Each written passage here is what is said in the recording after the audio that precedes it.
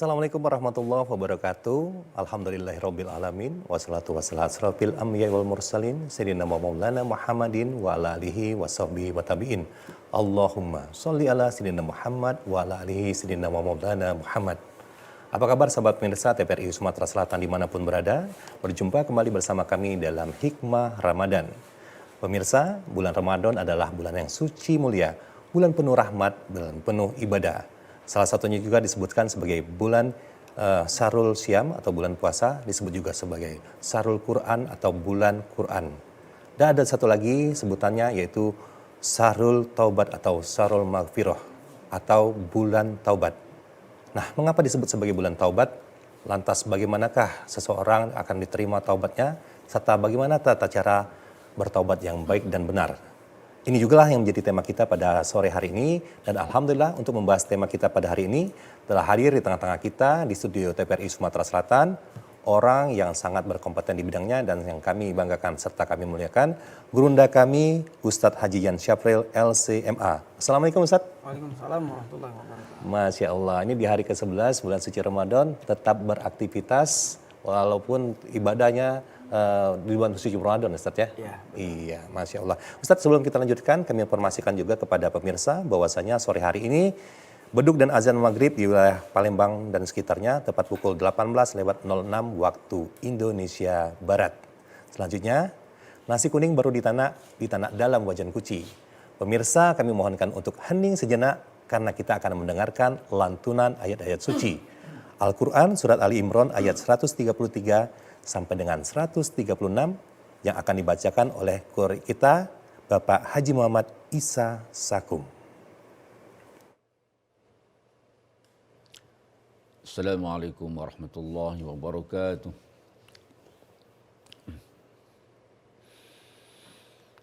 A'udzu billahi minasy syaithanir rajim.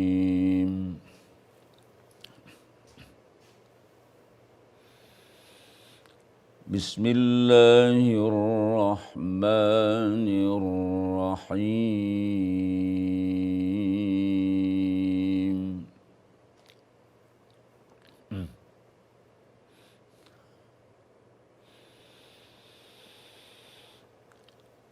وسارعوا إلى مغفرة من ربكم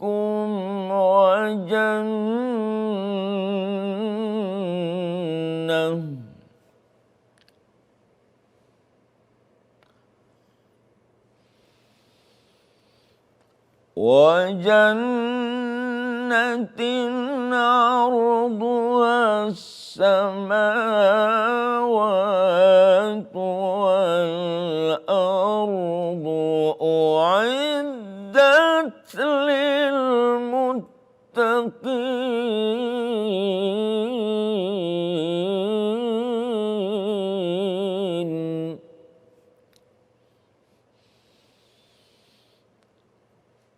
الذين ينفقون في السراء والضراء والكاظمين الغيظ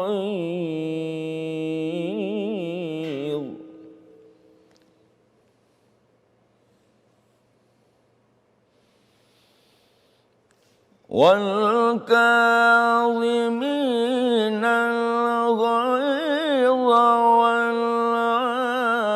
والعافين عن الناس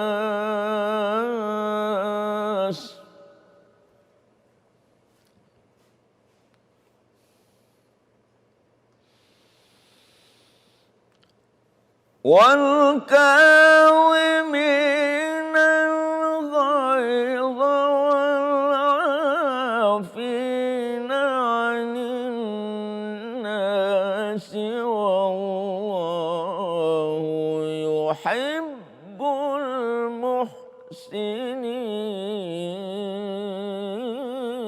المحسنين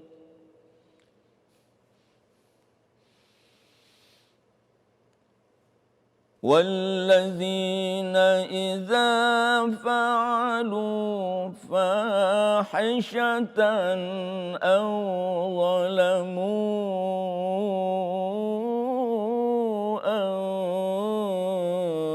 أنفسهم ذكروا الله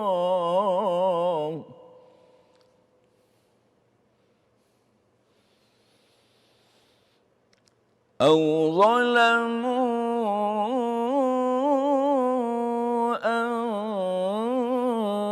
أنفسهم ذكروا الله فاستغفروا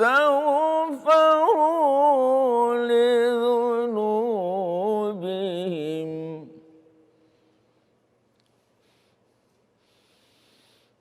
ومن يغفر الذنوب إلا الله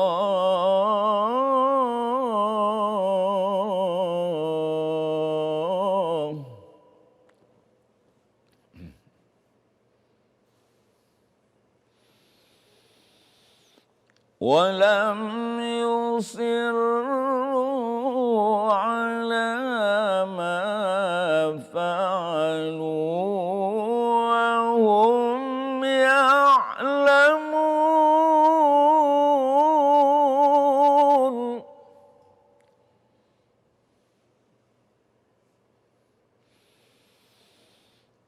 أولئك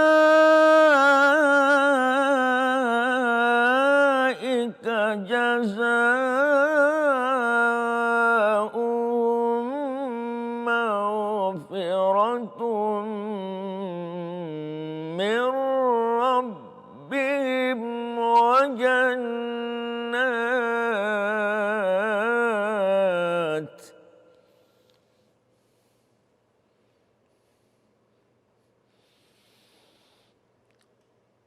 وجنات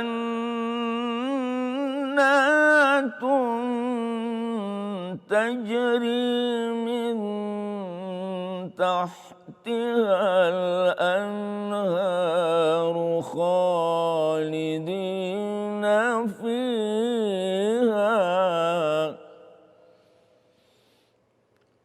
ونعم أجر العاملين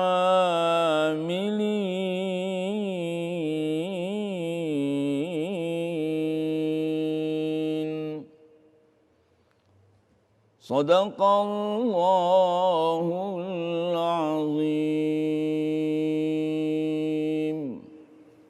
Wassalamualaikum warahmatullahi wabarakatuh.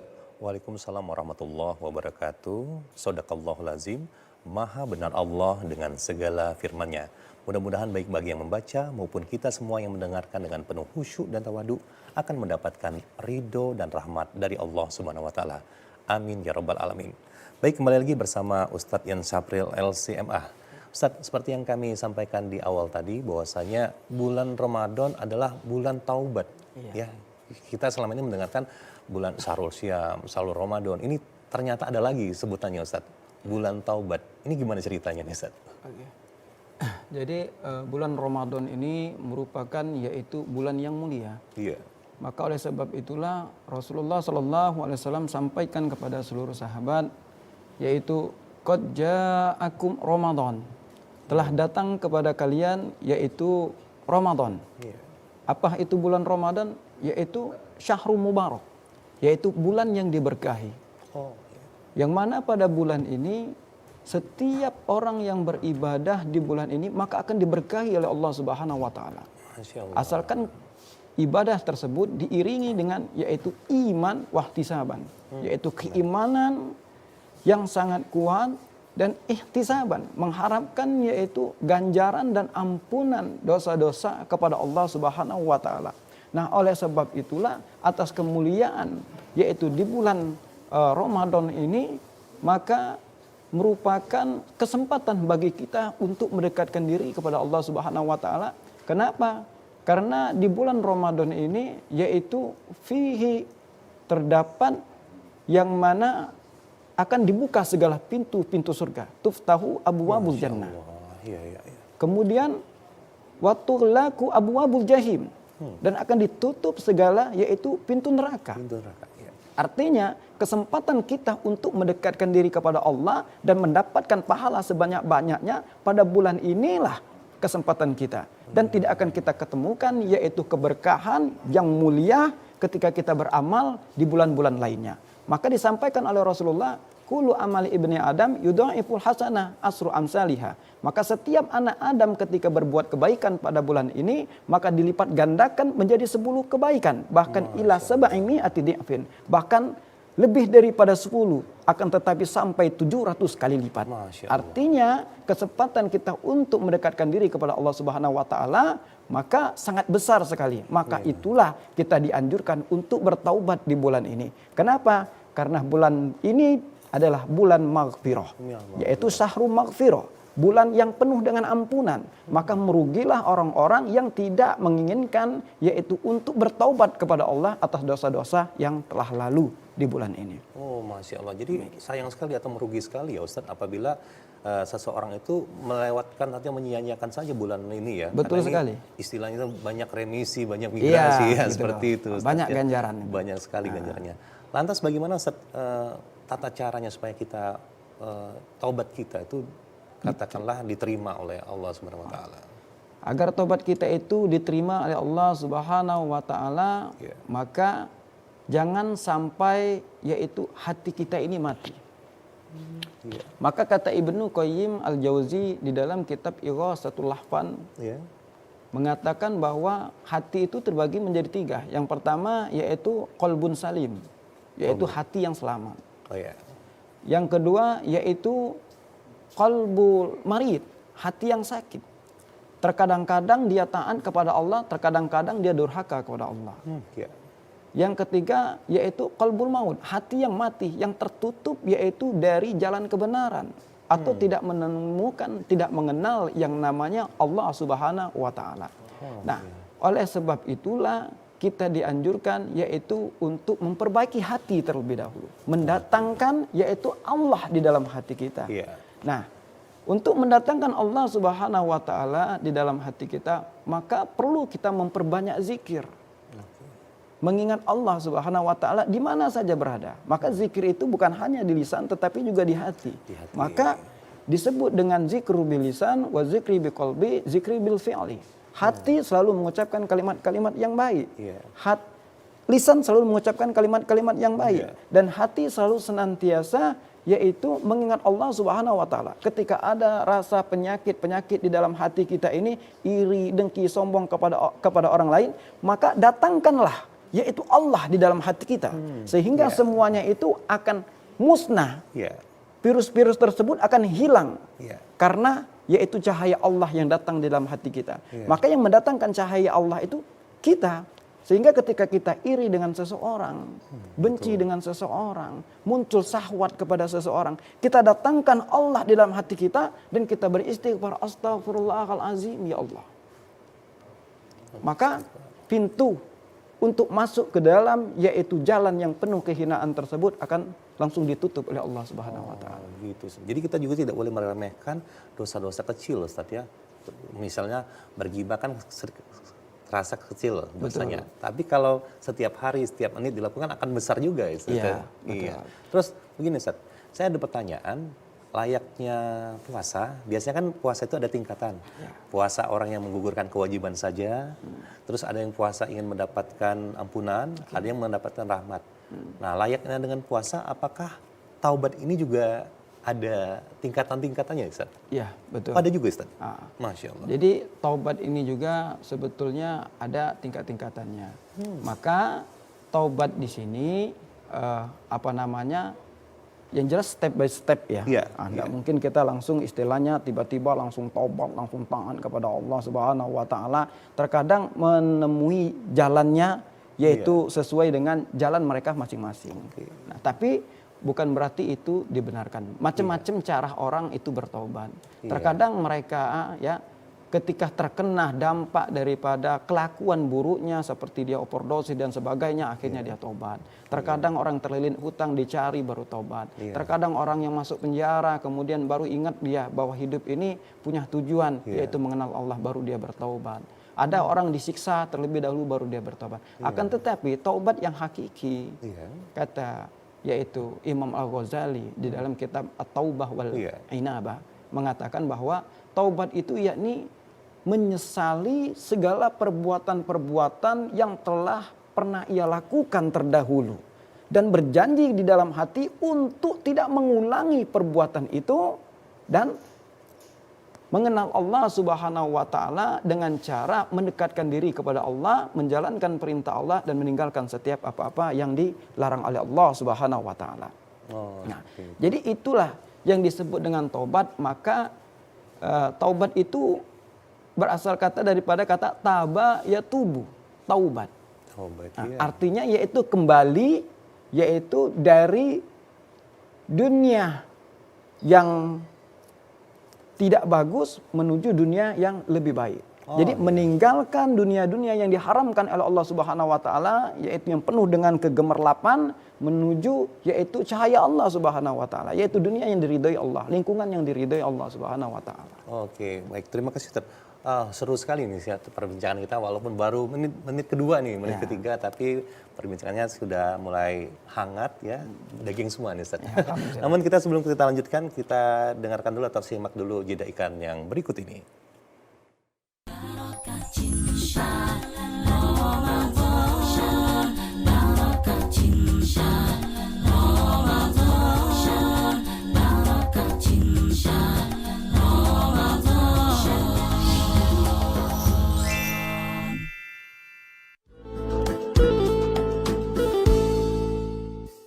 Assalamualaikum warahmatullahi wabarakatuh. Marhaban ya Ramadan. Kami pegawai TPRI Sumatera Selatan mengucapkan selamat menunaikan ibadah puasa. Dalam bulan Ramadan ini tiada kata terindah kecuali kita saling mendoakan. Kita tidak pernah tahu dari mulut siapa doa kita diijabah oleh Allah Subhanahu wa taala. Sabar adalah kata kunci dalam kehidupan. Kita diuji melalui kesehatan, kita dicoba melalui persoalan keluarga, kita juga diuji melalui jabatan dan kekayaan. Sementara anak-anak muda kita diuji karena ketidakadaan lapangan kerja. Tetaplah istiqomah dan tetaplah mendekatkan diri kepada Allah Subhanahu wa taala. Selamat menunaikan ibadah puasa.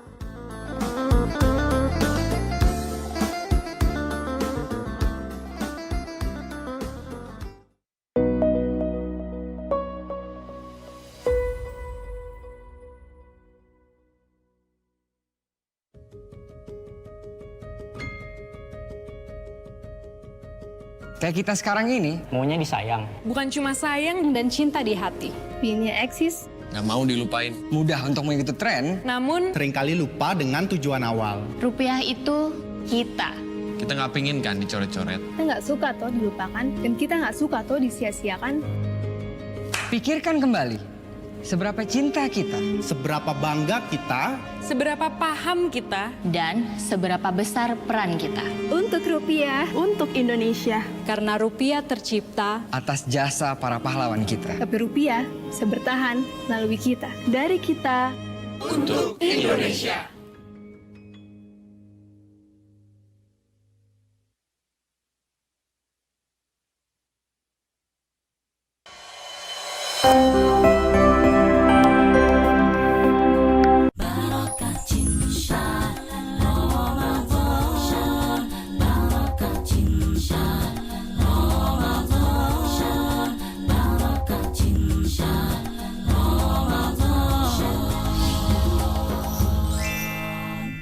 Baik pemirsa, kembali lagi bersama kami dalam acara Hikmah Ramadan dan masih bersama Ustadz Haji Yan Syafril LCMA.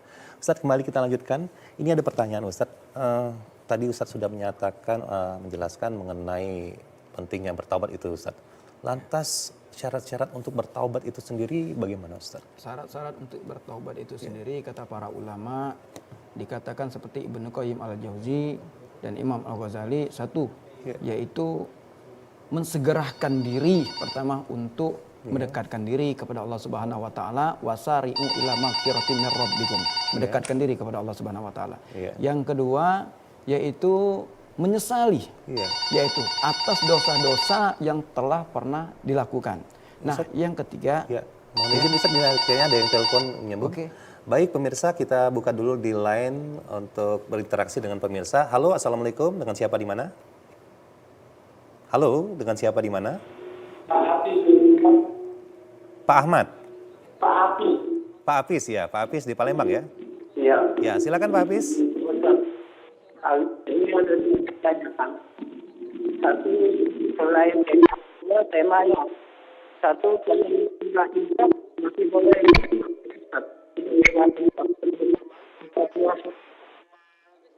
Teleponnya mungkin dikecilkan sedikit Pak Hafiz, volume TV-nya, televisinya dikecilkan sedikit.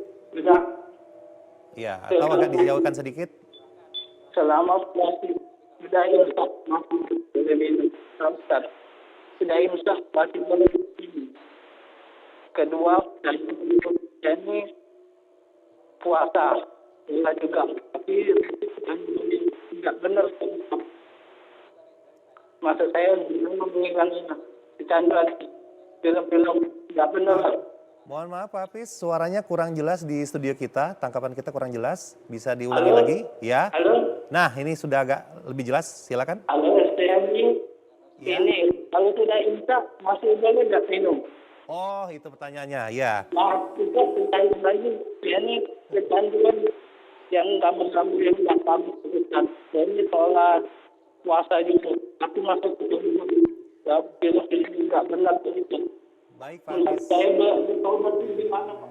Ya, baik Pak Hafiz, kita sudah menangkap pertanyaan dari Pak Hafiz walaupun agak sedikit kurang jelas ya. Tapi poinnya tadi agak sedikit menyimpang Ustadz. ya, Tidak apa-apa Ustadz, kita jawab sedikit. Kalau sudah imsak, apakah boleh minum ya? Gitu. kalau sudah imsak, Iya. apakah boleh minum? Iya. Jadi sebenarnya puasa itu sendiri artinya selain as-saum, Iya, as-siyam, iya. ya, itu ada al-imsak. Oh, Imsak itu artinya berhenti. Iya. Nah, sepakat para ulama mengatakan waktu imsak itu Iya. ya yaitu ketika datangnya waktu azan. Azan, Itu. iya. Jadi sebelum waktu imsak 15 menit atau 10 menit itu disebut dengan istilah tanbih atau peringatan saja. Iya. Namun ya kita memakai kalimat imsak tersebut agar lebih berhati-hati. Iya. Gitu. Agar lebih berhati-hati dengan waktu akan datangnya imsak. Maka waktu imsak itu sekarang menjadi baku. Itu. Iya. Waktu baku artinya berhenti mulai 10 menit sebelum azan. Nah, artinya setelah imsak itu artinya kita tuh boleh makan, boleh Iya, minum. iya. Yang terpenting yaitu ketika waktu azan baru kita berhenti makan. Karena makna imsak itu datangnya waktu azan itu berhenti, Iya. dan waktu berhenti tersebut yaitu datangnya waktu azan subuh.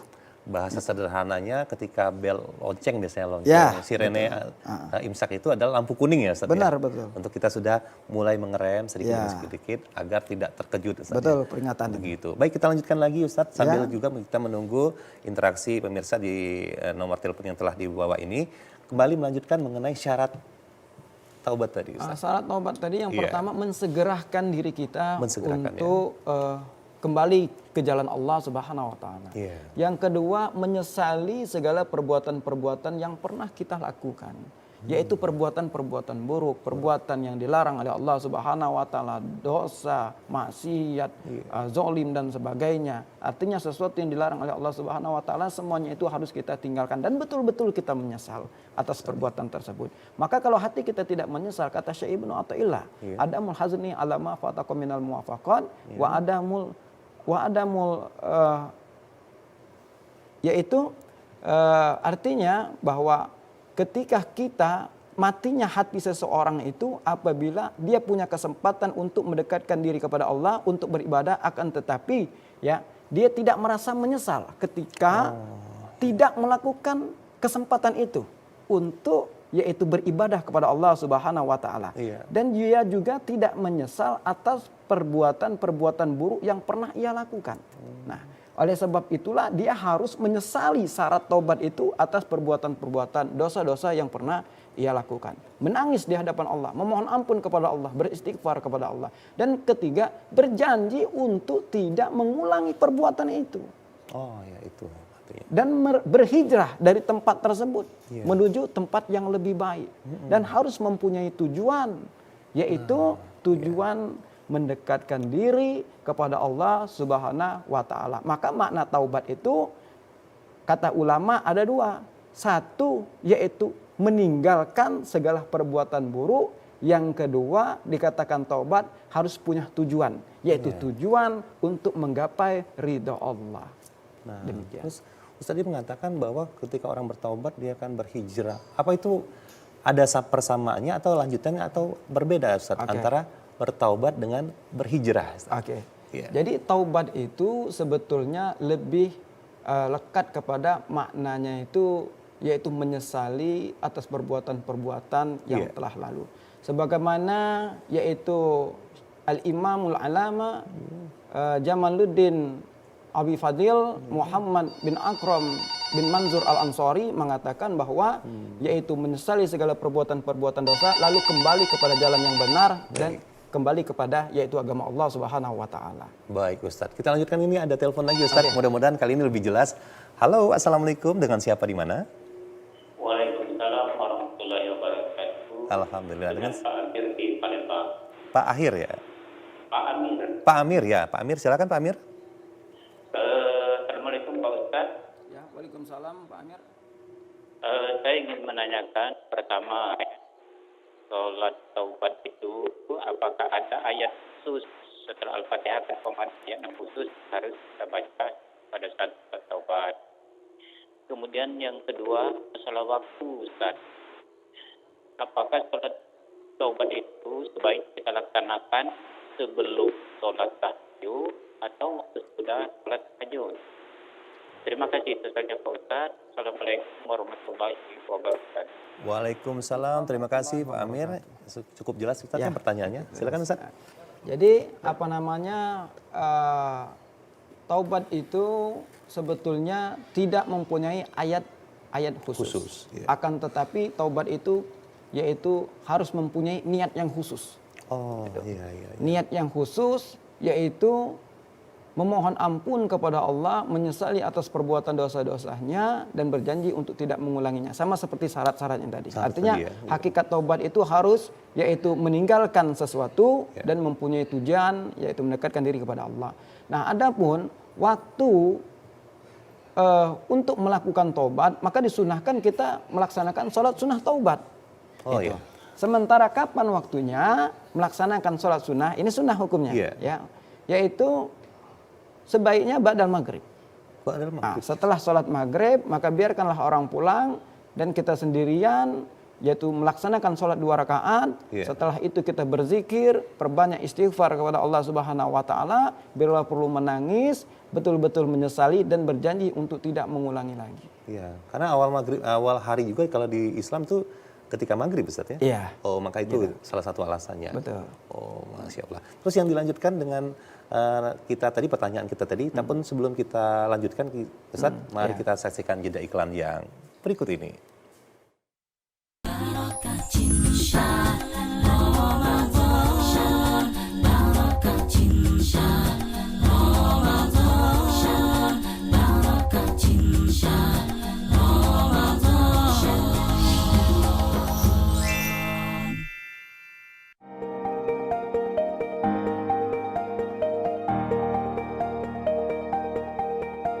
Demi asa untuk mengokohkan ketahanan pangan, Pusri hadir dalam memberikan kontribusi bagi negeri. Komitmen Pusri dalam mengoptimalkan hasil usaha dituangkan dalam hadirnya produk-produk yang disesuaikan dengan kebutuhan tanaman. Beberapa produk inovasi yang berhasil dikembangkan yaitu NPK Singkong, NPK Kopi, dan NPK Sawit yang penggunaannya memberikan banyak manfaat bagi tanaman.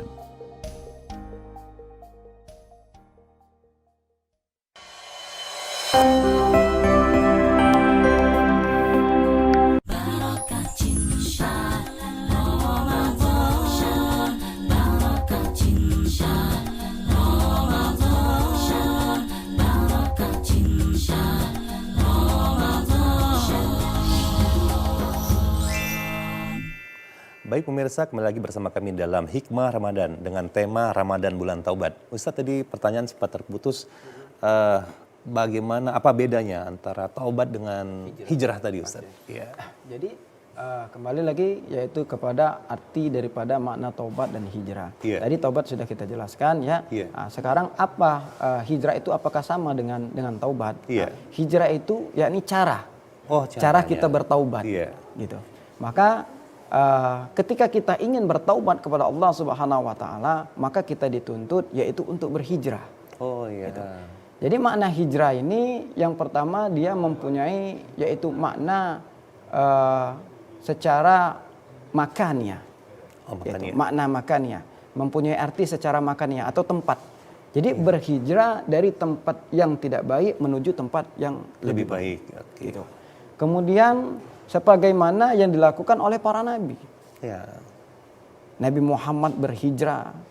Nabi Ibrahim berhijrah dari Babylon ke Palestina, dari Palestina ke Mesir, kemudian dari Mesir balik lagi ke Palestina, kemudian dari Palestina yaitu hijrah ke Makkah. Jadi begitu juga para nabi-nabi yang lain, sangat dekat sekali dengan istilah yang namanya hijrah. Nah, jadi saran untuk bertaubat itu yaitu adalah hijrah. Maka makna hijrah itu yang pertama makna makannya, yaitu berpindah dari tempat menuju tempat yang lain. Gitu. Kemudian juga mempunyai makna secara maknawi. Yang pertama yaitu berhijrah al-i'tiqadiyah, yaitu keyakinan. Yang tadinya kita ini mempunyai keyakinan tidak mengenal Allah atau keyakinan yang sesat, maka kita harus berpindah dari kekufuran menuju yaitu keselamatan atau disebut dengan Islam. Nah, itu namanya hijrah i'tiqadiyah. Masih ada 3 lagi makna hijrah secara yaitu maknawi. Baik Ustadz, sebelum kita lanjutkan masih 3 lagi. Ini kita masih sambut lagi telepon yang masuk, line bersama pemirsa. Oke, assalamualaikum, dengan siapa di mana? Dari Pak Abdul. Waalaikumsalam. Pak Abdu Pak ya? Pak Abdu. Iya. Bapak bisa dikecilkan dikit volume televisinya Pak agar terdengar jelas di sini. Pak Adi di Iya. Lumabang. Pak Adi di Lumabang. Baik Pak, silakan pertanyaannya Pak. Pak Ustadz, ini orang yang belum berdosa di bulan puasa masih berbuat dosa, di luar puasa pun masih berbuat dosa. Ini dalam puasa pun masih berbuat dosa. Masihkah di dosa saya terus bagaimana saya Mohon maaf Bapak, suaranya putus-putus Bapak. Iya, saya ini orang yang dosa, Ustaz. Penuh dosa. Di bulan puasa. Baik, kita sudah menangkap pertanyaan Bapak. Intinya begini Ustaz. Bapak ini mengatakan dia penuh dosa Ustaz. Nah ini ada juga pertanyaan, bagaimanakah Ustaz orang yang bahkan pendosa sekalipun ahli maksiat, misalnya dia seorang pembunuh, dia sering berjudi, minum minuman keras, khamar dan lain sebagainya, apakah orang seperti ini masih bisa bertaubat dan terima taubatnya Ustaz? Jadi dulu Rasulullah SAW pernah sampaikan melalui riwayat Abi Sa'id Al-Khudri bahwa ada dari kalangan orang Bani Israel, dia penuh dengan dosa dan sudah banyak orang dibunuhnya, bahkan 99 orang telah dibunuhnya. Kemudian dia datang kepada orang pintar, orang alim. Orang alim ya, kemudian dia berkata, apakah saya ini masih bisa bertaubat? Ini Rasulullah yang menceritakan melalui yaitu riwayat Abi Sa'id Al-Khudri, sahabat Rasulullah. Apakah saya bisa bertaubat? Kata orang alim itu, tidak bisa lagi kamu bertobat.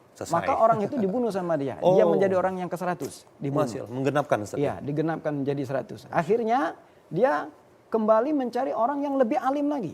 Gitu. Orang yang alim, kemudian orang yang pintar. Kemudian bertemulah dengan orang yang paling alim. Dan dia berkata, apakah saya ini masih bisa untuk bertobat? Karena sudah 100 orang yang saya bunuh katanya. Maka dikatakannya, tidak ada satupun yang bisa menghalangi yaitu daripada hamba Allah yang ingin bertobat. Katanya. Jadi jika engkau ingin bertobat, maka engkau pindahlah.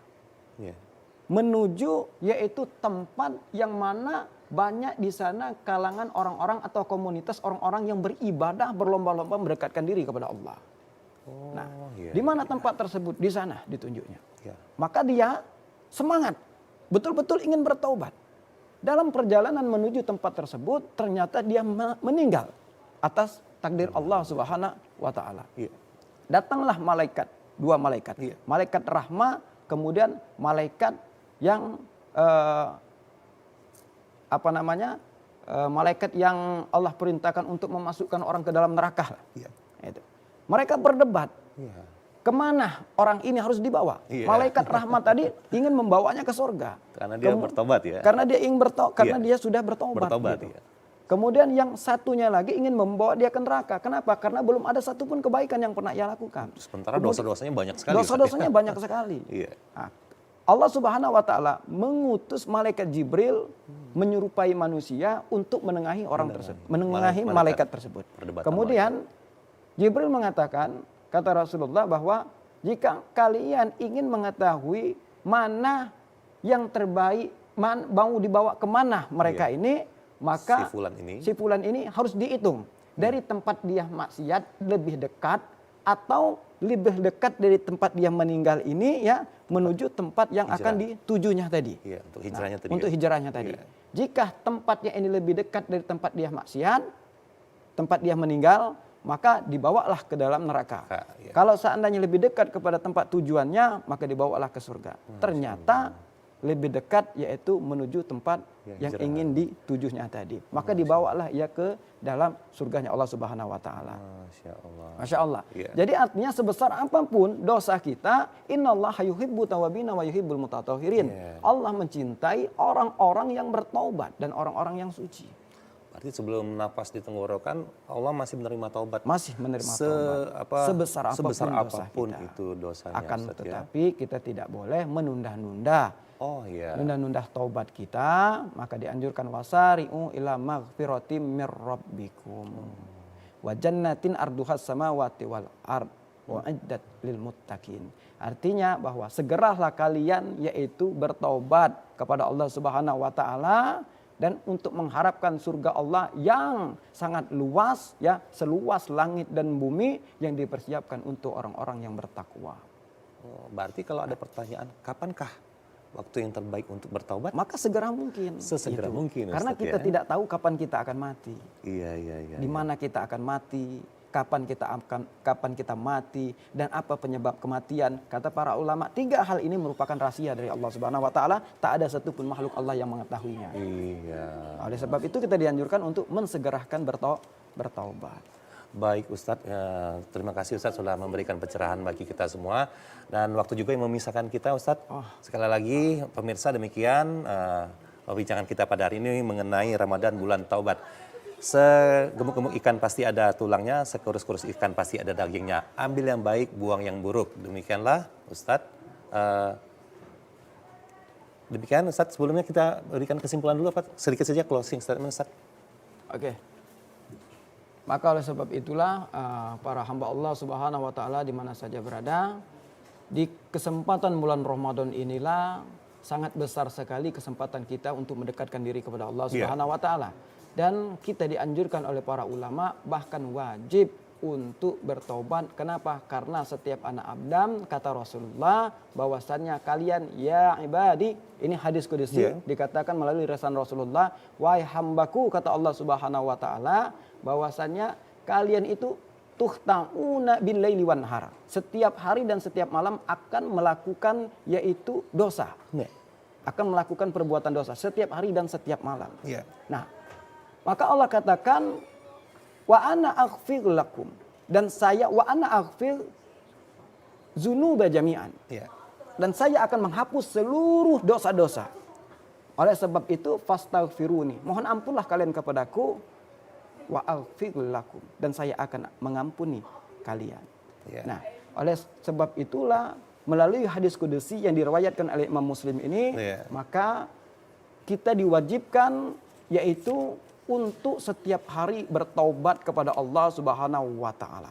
Agar kita tidak terperosok yaitu ke jalan yang dihinakan Allah Subhanahu wa taala. Semakin kita mendekatkan diri kepada Allah, maka Allah pun akan semakin dekat kepada kita. Semakin kita mengharapkan rahmat Allah, maka Allah akan memberikan rahmatnya kepada kita. Semakin kita memohon ampun kepada Allah, maka dosa-dosa kita semuanya akan diampuni oleh Allah Subhanahu wa taala.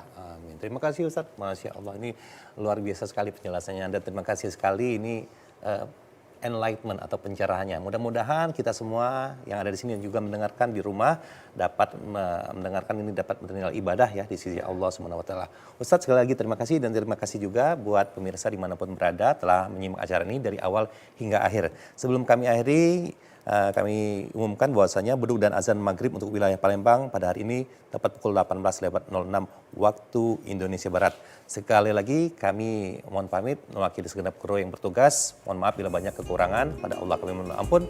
Wassalamualaikum warahmatullahi wabarakatuh.